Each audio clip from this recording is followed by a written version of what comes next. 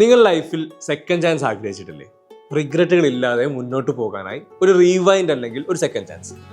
ടിമ്മിനും കിട്ടി സെക്കൻഡ് ചാൻസുകൾ പലതവണ. അയാളുടെ ലൈഫ് റീസെറ്റ് ചെയ്യാൻ കോംപ്ലക്സ് അല്ലാത്ത ടൈം ട്രാവൽ, ഹ്യൂമൻ ഇമോഷന്റെ ഈസി ഫ്ലോ, റിച്ചാർഡ് കുർട്ടിസ് സംവിധാനം ചെയ്ത എബൌട്ട് ടൈം. ടിമ്മിന് 21 വയസ്സായപ്പോൾ അവന്റെ ഫാദർ ഒരു ഫാമിലി സീക്രട്ട് പറയുന്നുണ്ട്. അവരുടെ കുടുംബത്തിലെ പുരുഷന്മാർക്ക് എല്ലാവർക്കും ടൈം ട്രാവൽ ചെയ്യാനുള്ള കഴിവുണ്ടെന്ന്. ഫ്യൂച്ചറിലോട്ട് പോകുവാനോ അവർക്ക് ഇഷ്ടമുള്ള ടൈം ലൈനിൽ റാൻഡം ലാൻഡ് ചെയ്യാനോ സാധിക്കില്ല. മറിച്ച് അവരുടെ മെമ്മറി ലൈനിലുള്ള മൊമെന്റുകളിൽ പാസ്റ്റിൽ പോയി മാറ്റങ്ങൾ വരുത്താൻ സാധിക്കും.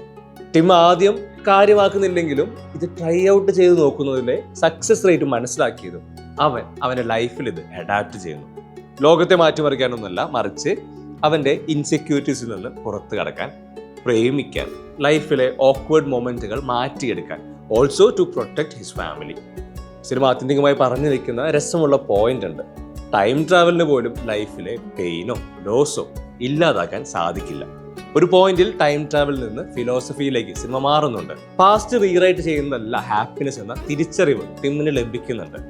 ഫാദർ സൺ ബോണ്ടിങ് ആണ് എനിക്ക് കൂടുതൽ കണക്ട് ആയത്.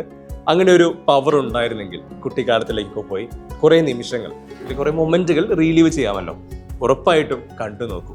ഒരു സോഫ്റ്റ് വാം ഹഗ് പോലെ ഒരു സിനിമയാണ് എബൌട്ട് ടൈം. ഈ സിനിമയെക്കുറിച്ചുള്ള നിങ്ങളുടെ ഒപ്പീനിയൻ കൂടെ കമന്റ് ചെയ്യും.